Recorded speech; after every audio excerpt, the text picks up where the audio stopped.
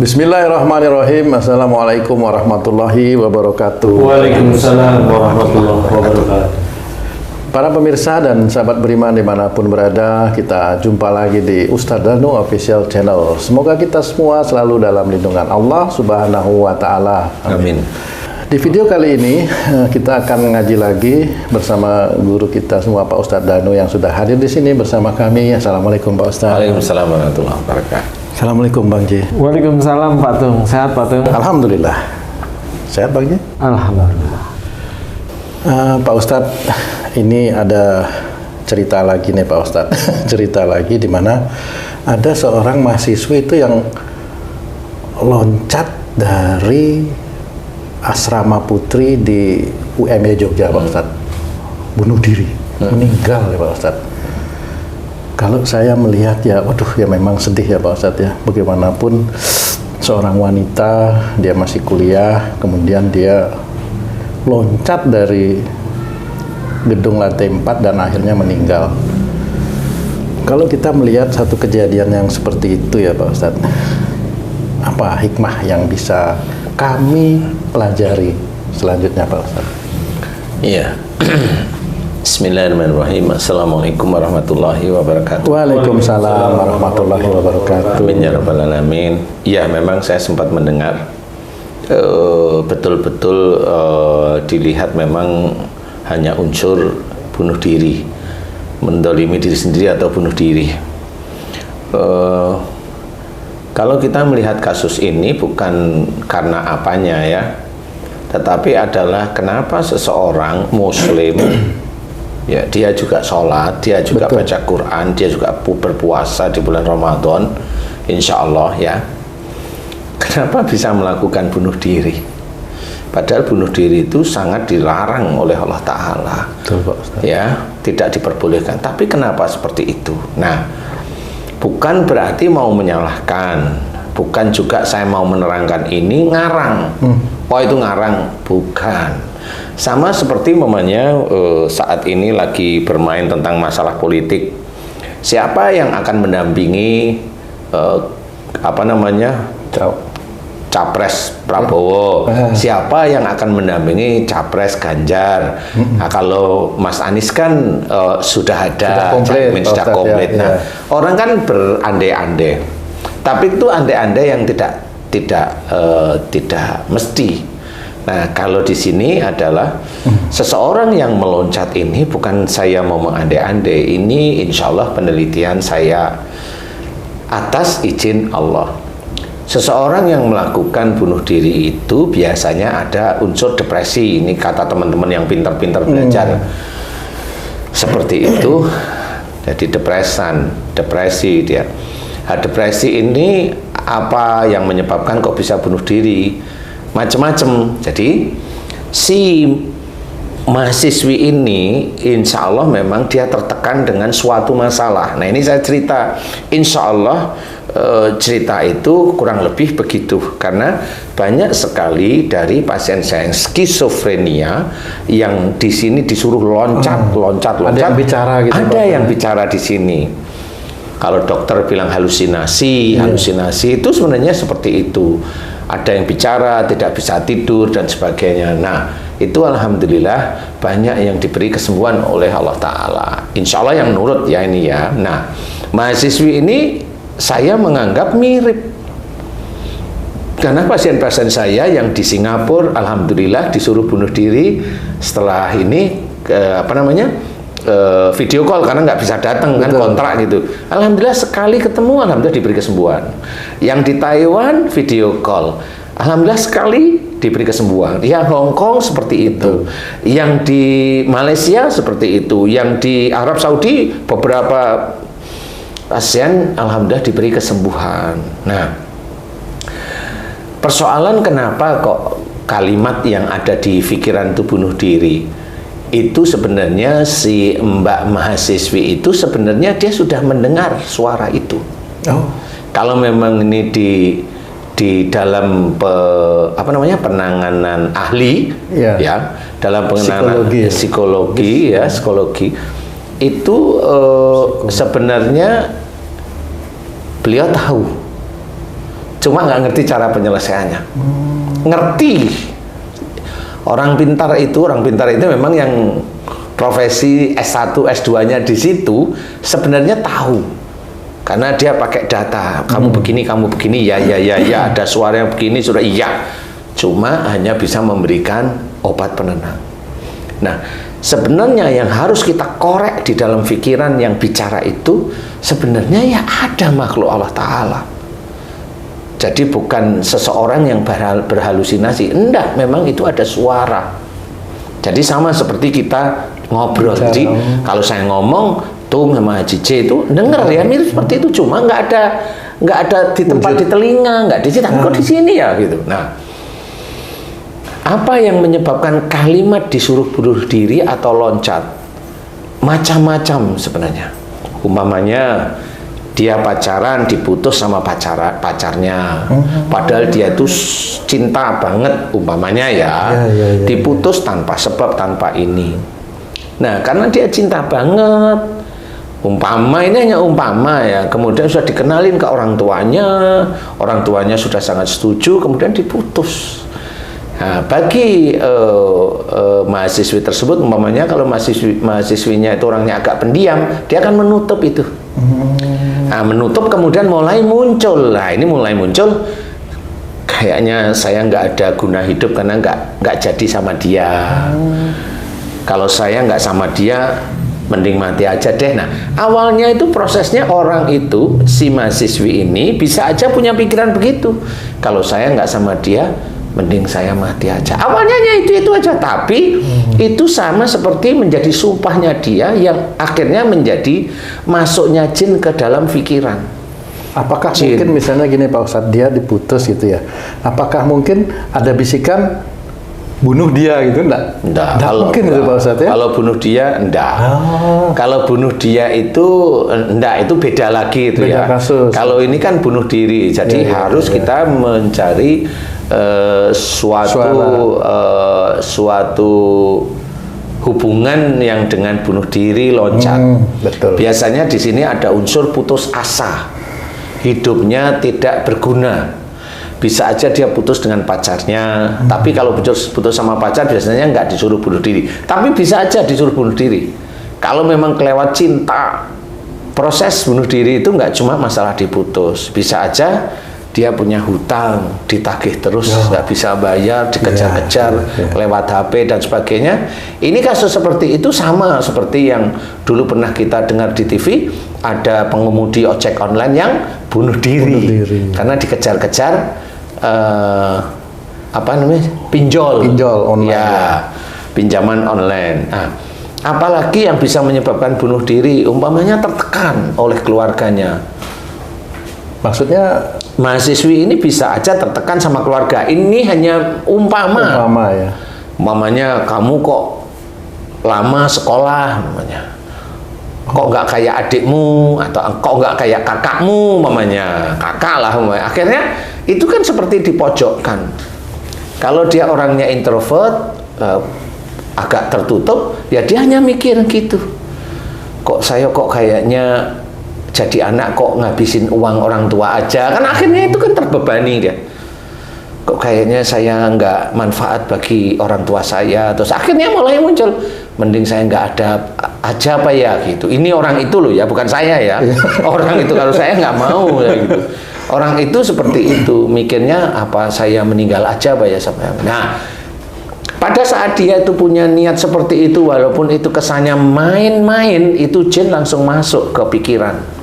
Karena dia main-main, pasti mikirnya nggak cuma sekali, pasti berkali-kali dia pikirkan. Jin itu masuk, dajjal itu masuk.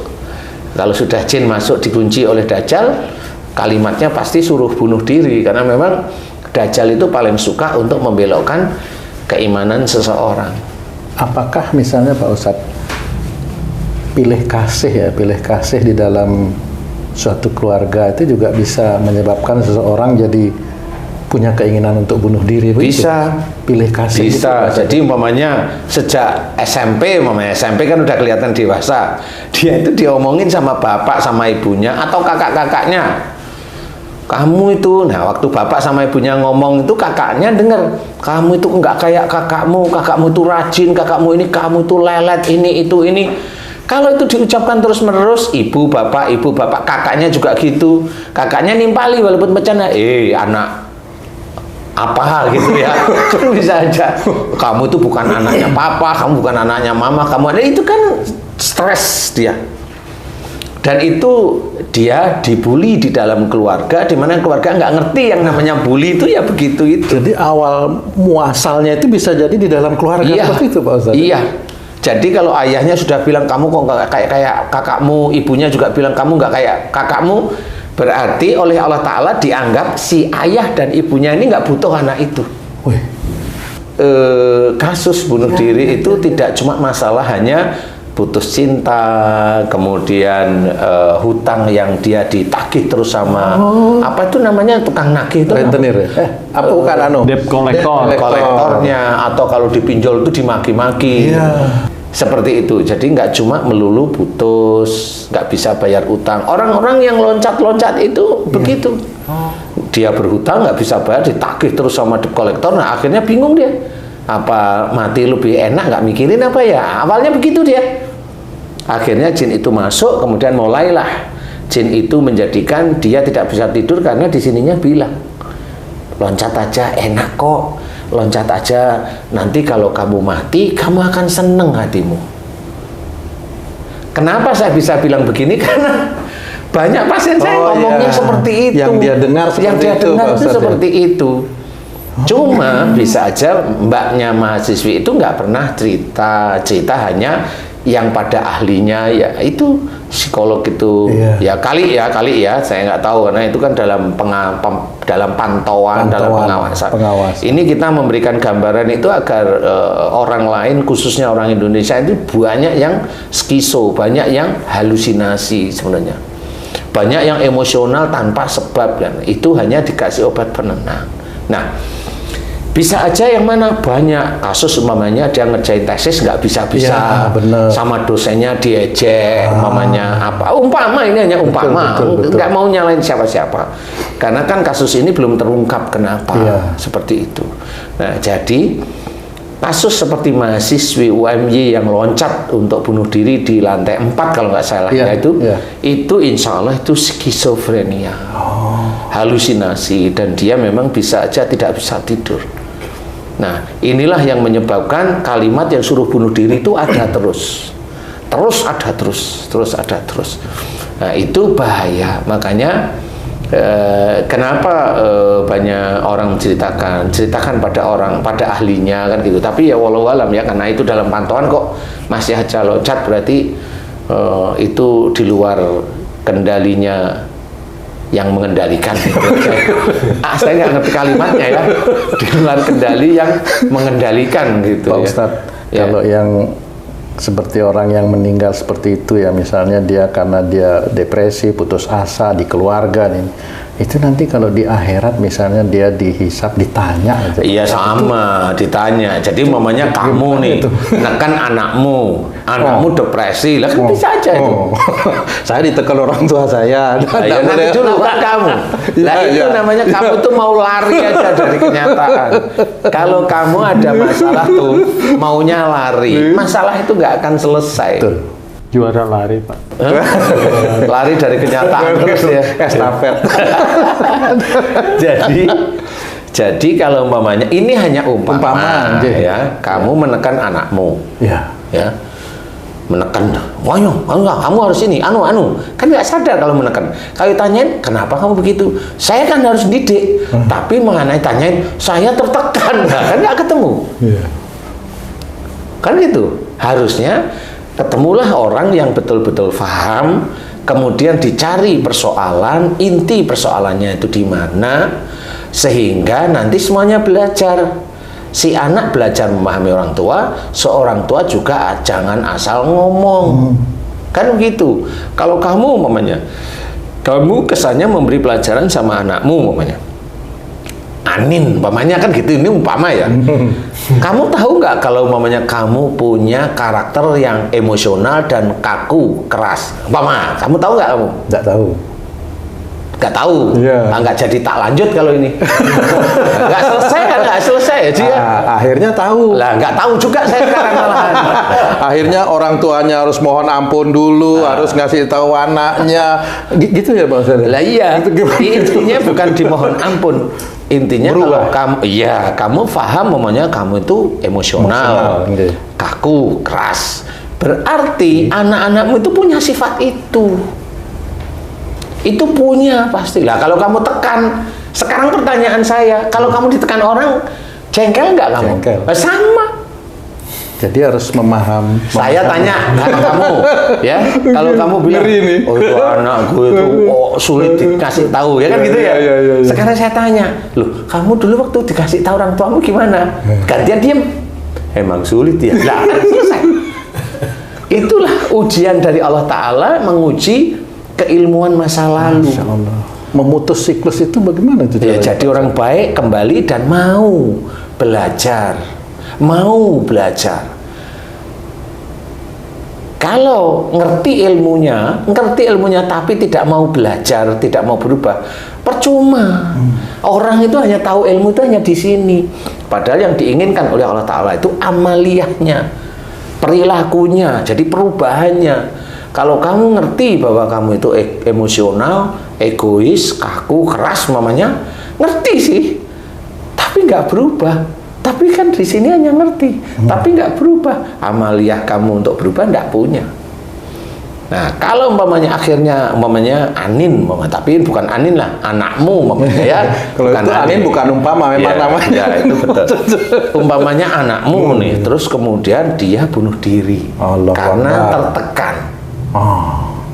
Ditanyain, aku tertekan sama papaku, umpamanya. Mati nih. Besok itu kematiannya ditanyain sama Allah Ta'ala. Kenapa kamu bunuh diri? Ngomongnya gimana Pak? Ditekan orang tua saya. Nah, akhirnya kalau kamu ada di akhirat sama-sama, tahu nggak kamu, bisa nggak kamu mengamalkanku anfusakum wa alikum naro? Nggak bisa.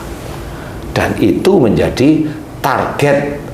Kalau sudah di akhirat itu sudah antara kamu masuk neraka atau masuk neraka lebih dalam, kan gitu. Karena intelnya di muka bumi, malaikat yang nyatat itu intelnya sebenarnya. Nah, inilah yang akhirnya menjadi keluarga itu. Jangan bercerita keluarga itu kok semuanya kalau ngaji itu kamu ketemu di surga. Iya, memang benar ketemu. Kalau memang dia sudah aman dari neraka. Nah, persoalannya itu yang harus dicari adalah gimana caranya aman dari neraka. Itu harus dicari mulai saat ini di dunia. Seperti itu. Dan orang muslim nggak ngerti kebanyakan. Karena hanya mamanya yang bunuh diri itu anak belum akil balik.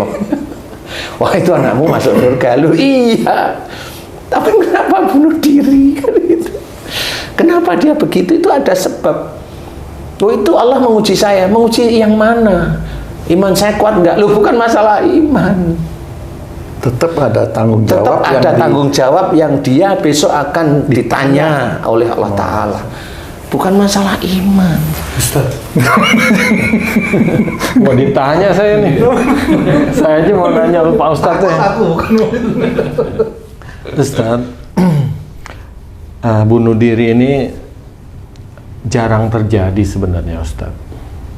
Jarang terjadi dalam artian nggak umum gitu kan. Dari awal ada permisalan, misalnya orang yang ditagih hutang bunuh diri. Banyak juga orang yang ditagih hutang nggak bunuh diri. Orang yang putus cinta bunuh diri, ada juga yang lebih berat nggak bunuh diri. Begitu juga masalah pendidikan, skripsi atau tesisnya belum selesai, dibully oleh dosennya dan lain-lain, banyak juga yang lebih berat nggak bunuh diri. Nah, orang yang melakukan bunuh diri ini pasti berbeda dengan yang tidak bunuh diri, walaupun tekanannya sama. Nah, apa yang menyebabkan orang ini bunuh diri, Ustaz? Jadi ini ada beberapa karakter, tetap ada genetik. Saya mengamati dari pasien-pasien saya. Ada 3 laki-laki itu cirinya skisonya sama, nggak bisa tidur. Berbeda atau bersaudara? Bersaudara. Bersaudara. Dari anak nomor 1, 2 sama 3 itu penyakitnya skisonya sama. Satu bapak, satu orang tua. Kompak dia. Kompak dia. 1, dia takut sama preman. 2, dia takut sama polisi. Yang ketiga, dia takut perjalanan jauh. Tiga-tiganya sama. Nah, kalau tiga-tiganya sama, ini kan beda. Harus dibedain caranya berpikir. Loh, ini tiga-tiganya sama, berarti kesalahan ini tidak pada si mas-mas ini, anaknya. Saya berpikir malah ke orang tua. Orang tua mana yang bisa menjadikan anaknya seperti itu? Penyebabnya rata-rata menurut saya ini ibunya. Ibunya pada saat mengandung anaknya punya pikiran takut kalau dikerasi. Dikerasi itu oleh suami, oleh siapapun, dia tuh takut, ketakutan. Takut kekerasan, KDRT itu takut. Jadi bisa aja suaminya nggak pernah keras, tapi dia punya tipikal takut, kekhawatiran yang tinggi, takut kekerasan atau takut di KDRT. 1 itu kalau takut di KDRT, insya Allah itu dia akan takut kekerasan. Bentuk kekerasan di mana? Salah satunya preman. Seperti itu. Nah, kemudian yang kedua, dia takut perjalanan jauh. Lah kan lucu, laki-laki perjalanan jauh itu takut. Nah, di sini saya tanya sama ibunya, Bu, apakah dulu ibu itu keinginannya kuat kalau suami itu enggak jauh dari ibu, nggak mau ditinggal, nggak mau suami itu nginep di tempat lain, maunya setiap hari itu di sini gitu. Takut kalau dia ditinggal. Saya tanyain, betul. Nah, inilah skiso yang diawali dari genetik orang tuanya. Rata-rata memang seperti itu. Karena orang tuanya nggak skiso, kok anaknya skiso? Nggak taunya memang seperti itu. Contoh, mamanya ada orang yang saya tanyain, kamu skiso ada bunyi nggak suara? Enggak, kan gitu ya. Ini beda orang nih, nggak ada suara. Tapi kok saya tiba-tiba kayak orang kesurupan, marah, kemudian nangis. Itu diinginkan kamu nggak, Mbak? Ini perempuan. Saya nggak ingin, Ustadz. Tapi kenapa saya kok tiba-tiba marah? Terus nangis, kemudian bunuh diri. Oke, bunuh diri ini saya lingkari beda. Kemudian saya tanyain ibunya, Bu, dulu waktu ibu itu ngandung Mbak ini, dia kenanya, mulai kenaan ada perubahan itu sejak umur 13 tahun. Hafal dia. Nah, 13 tahun kalau saya kan ingat, 13 tahun itu kan awal-awal seorang gadis itu ya akhir balik.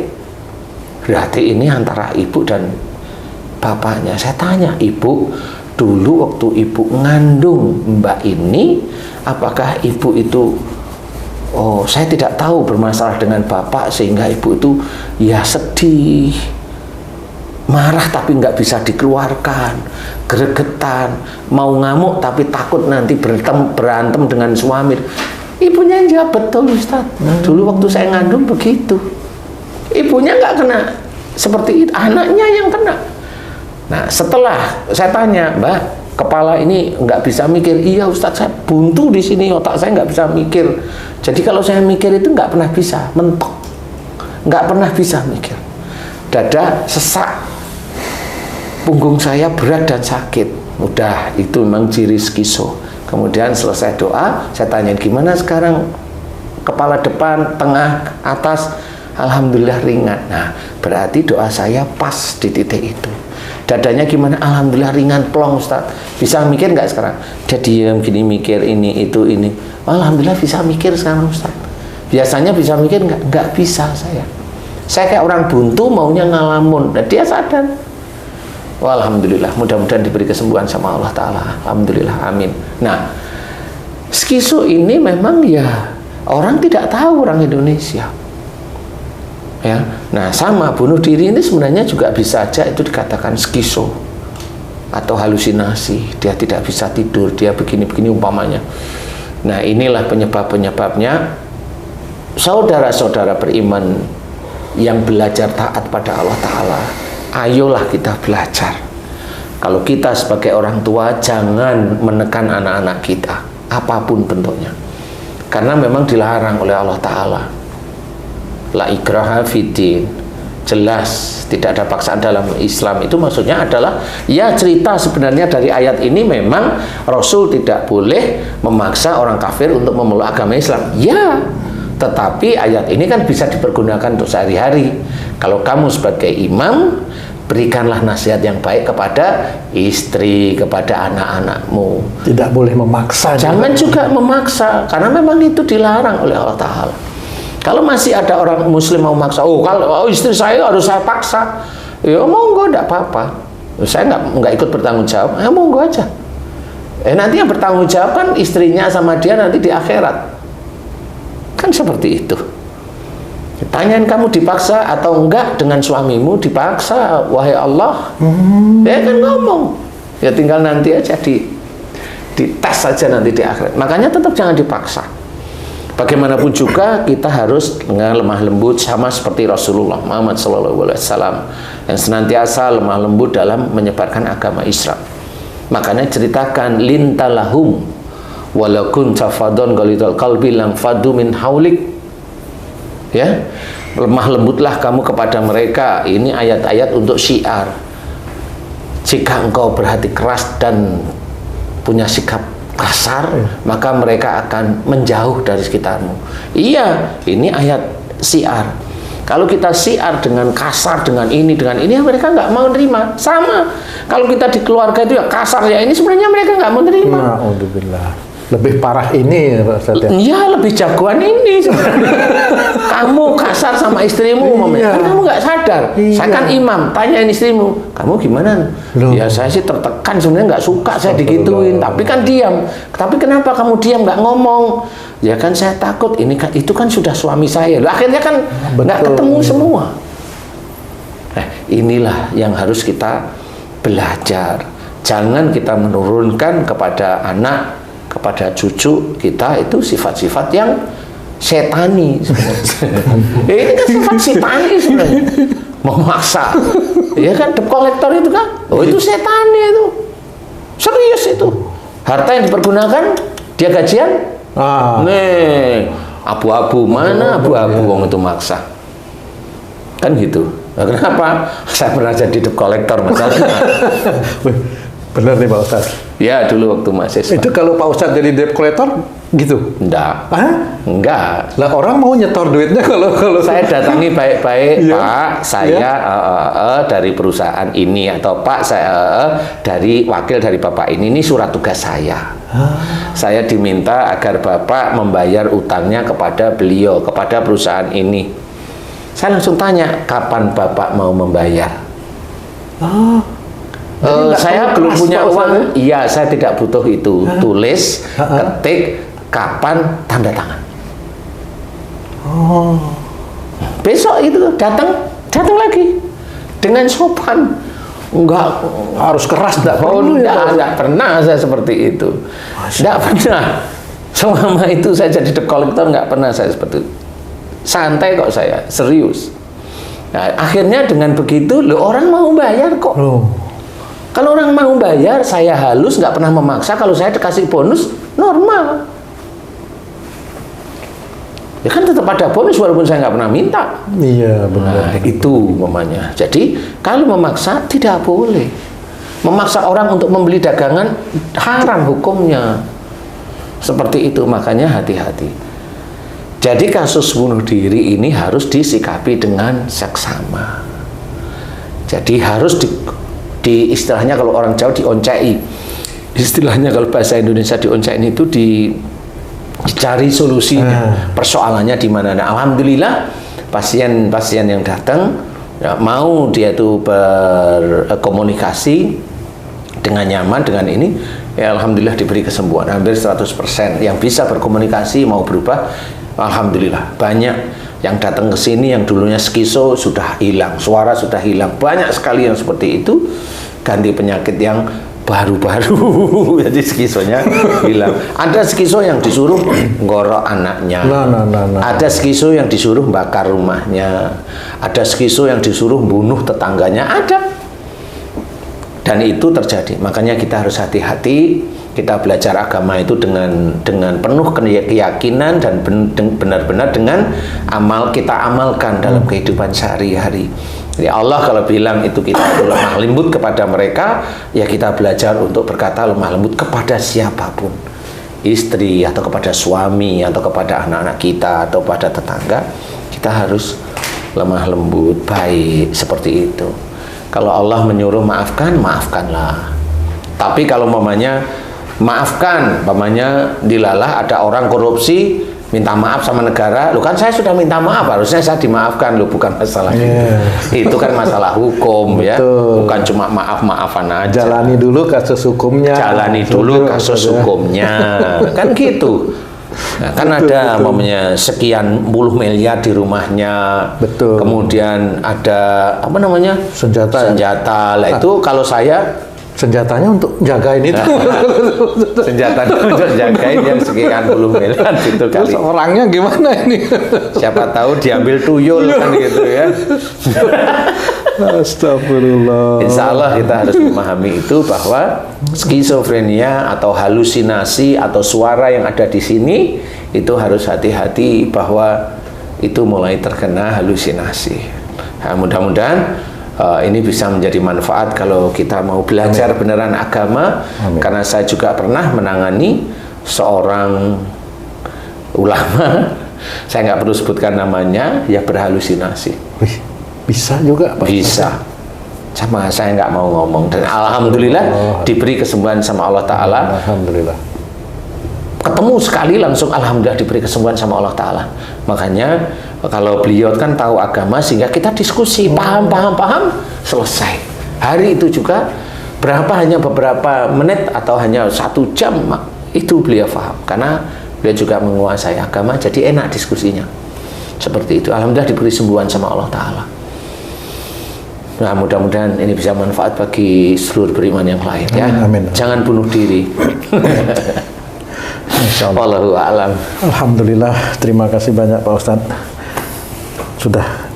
Alhamdulillah. Makin banyak PR-nya nih, Ji. Baiklah para pemirsa dan sahabat beriman dimanapun berada, demikian tadi ngaji kita kali ini bersama guru kita Pak Ustadz Danu. Mudah-mudahan bisa dipahami ya. Kita mulai dari keluarga kita dulu nih, supaya nanti di akhirat tidak kocar-kacir kita, Masya Allah. Sampai di sini video kami kali ini. Saya Tung pamit diri. Wassalamualaikum warahmatullahi wabarakatuh. Waalaikumsalam warahmatullahi wabarakatuh. Alhamdulillah.